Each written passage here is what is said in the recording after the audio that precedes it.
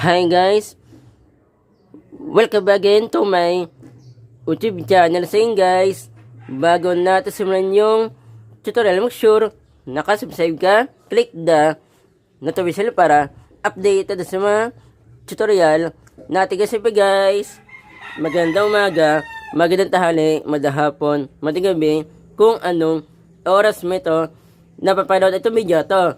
Meron po ako sa English na share po na about po sa Wi-Fi guys.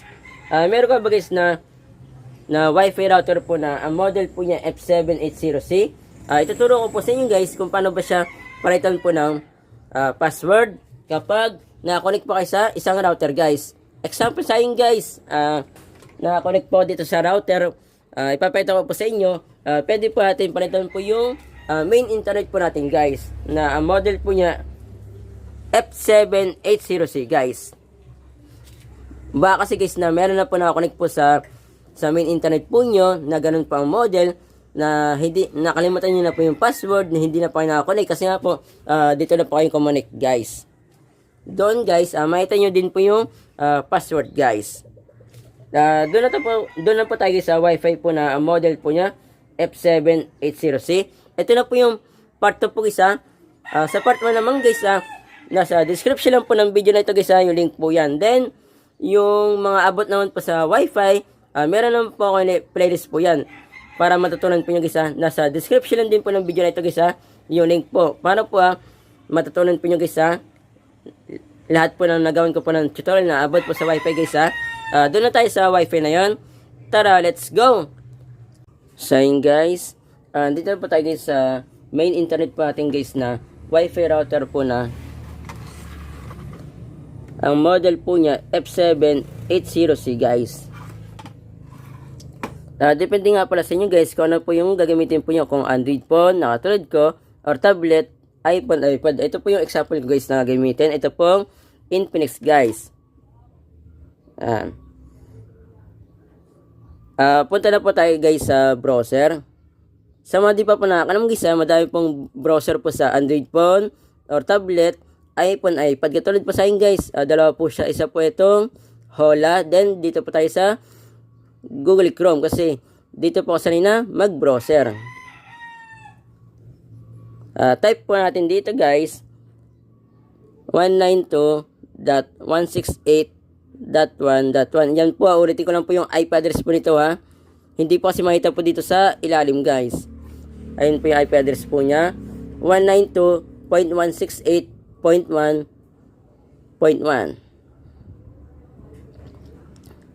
Di bali guys, dito na po tayo sa dashboard. Makita po yung dito sa username, wala pa po tayong pinipindot po dyan. Papalitan po natin siya guys. Ang ilalagay po natin dito, naka-premiere po ito guys para po nakapokus pa sa part 1 guys. Ang username po nito malilit na letter po na super admin. Then dito po sa password po guys ang ilalagay po nyo support admin. Hindi po siya double P po guys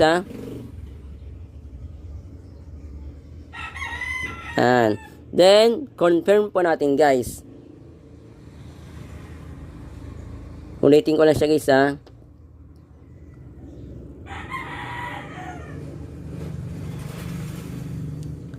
super admin. Then dito support admin.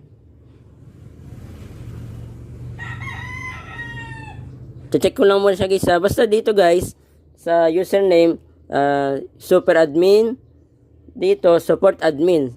Ulitin ko lang po guys super admin, dito ay support admin guys. Ayan yan, naka-auto-save naman pala ako guys confirm po natin. Yan. Dito guys, bago po sa inyo na ituro po, kung taga-Dingaran po kayo guys, ito nga palang Wi-Fi router na ito guys, kaya po nagkaroon pa ng ganito. Nag-switch na po kami sa fiber. Mapapansin po nyo, hindi po siya halata po na fiber po Halimbawa, ako, gusto ko po na mag-business po na internet, magpaparod lang po ako sa mga fiber po, tulad po ng Converge, PLDT fiber, Growth fiber, mga ganun guys. Pero ito guys, ang provider po nito ay PLDT fiber guys. Ang may-ari po nito guys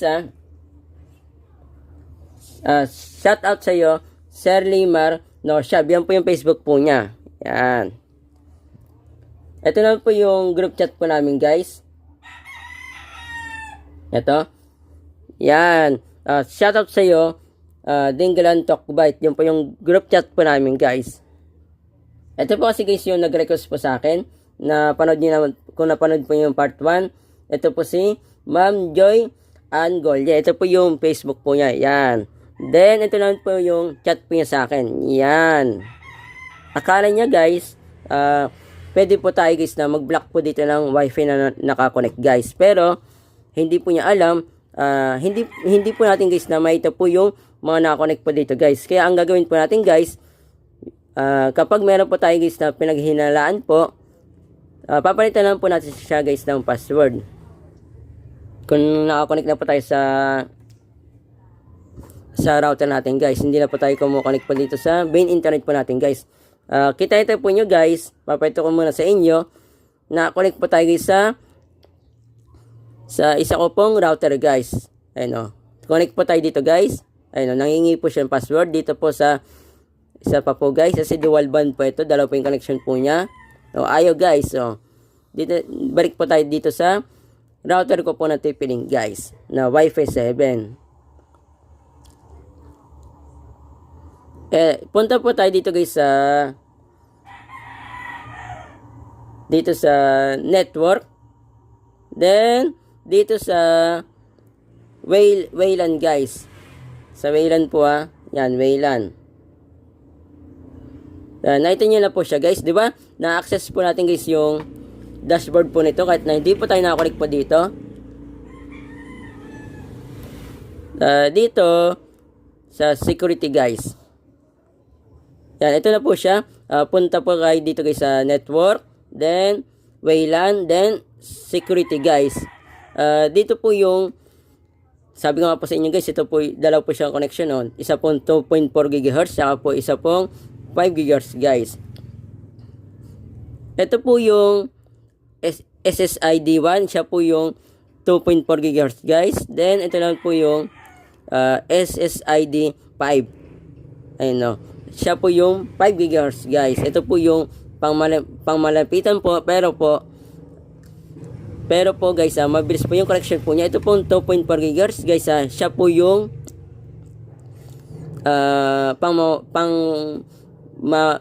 malakasan po na sagap guys. Yan, sa SSID1 pwede po nyo na i-check po yan kung gusto po nyo tingnan kung ano po yung password po nya, kung gusto po nyo palitan guys. Then dito na po sa SSID5, ito na po yung papalitan ko po isa. Kumbaga, yung sa akin po, ang gagawin ko po dito, kung ano po yung password po dito sa SSID1, ipaparehas ko lang po siya guys sa 5 GHz guys. Punta po tayo dito. Yan. Papalitan ko muna siya guys ng password po kasi ipaparehas ko lang po siya guys sa 2.4 GHz guys. Di bali guys, napalitan ko na po siya ng password. Then dito po, pwede po natin siya guys na i-zoom. Ito na po yung pampalit po niya. Yan. Ito po, click po natin itong submit. Ito po nyo, meron po siyang blink-blink po dito guys. Nagbi-blink-blink po siya. Nagbi-blink-blink po siya guys dito Meron po siyang blink-blink po dito guys. Kasi nagpalit po tayo ng password guys. Try po natin guys na kumanik po sa 5 GHz guys. Depende po sa inyo kung gusto po yun na same po yung password or magkaiba po sila ng password guys sa 2.4 GHz tsaka po sa 5 GHz guys. Dito po tayo. Kaso guys dito sa 5 GHz po, di po siya pangmalayuan po, pero mabilis po yung connection po niya. Yan. Then connect na po tayo. Yan guys, so kita ito po nyo, okay na okay po siya. Speed test po natin. Napakaganda po nito guys. 50 Mbps po yung ni-avail ko po. Mahal po yung guys. Pero dito po sa amin, sa Dingalan po, sa Dingalan Aurora, 800 pesos lang po siya guys. So, kita ito po nyo, legit po siya guys na 50 Mbps po. Hindi lang po siya guys na sakto kasi nga po, hindi po tayo na naka PC or laptop guys. Pero okay na po siya guys kasi mabilis naman po siya. Tsaka dito guys, ang kagandahan po dito, hindi lang po siya guys na wifi. Meron po siya kasama po na dito. Kung meron po kayong mga smart TV po or TV po na ginawan po nyo ng nilagyan po nyo ng TV box para maging smart TV po siya. Libre po guys yung mga channel po niya guys. So, dito sa TV na yan. Hindi na po namin siya guys na pinapaloadan. Kumbaga itong signal na ito guys, may sira na po siya guys. Kasi nga po, itong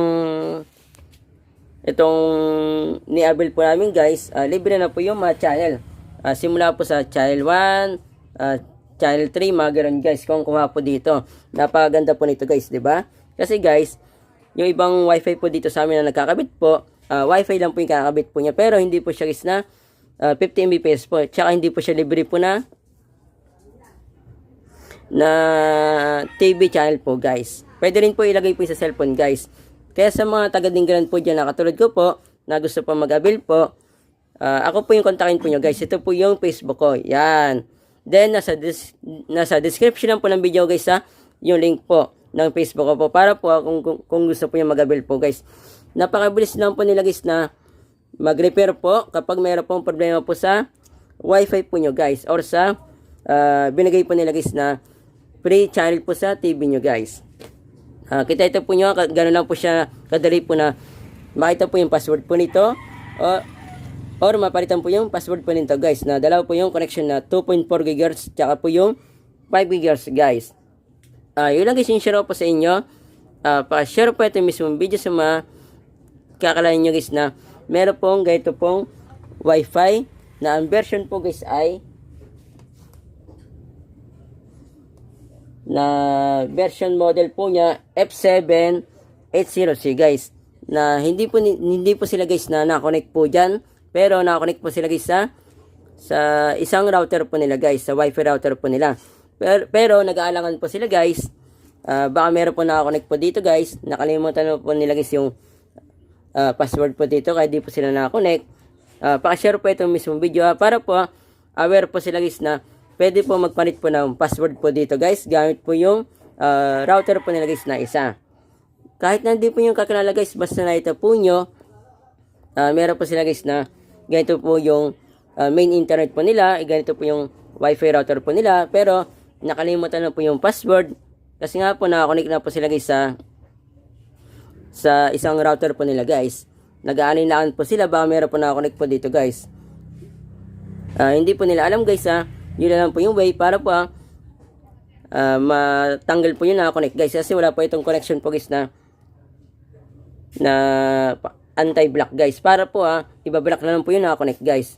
Palit na lang po ng password guys, para po alam na po na guys yung gagawin. Kapos yun na rin nyo ito mismong video dadami itong views, mas madami tayong natulungan na tao. Yun lang po, masat po, God bless po, ingat po kayo.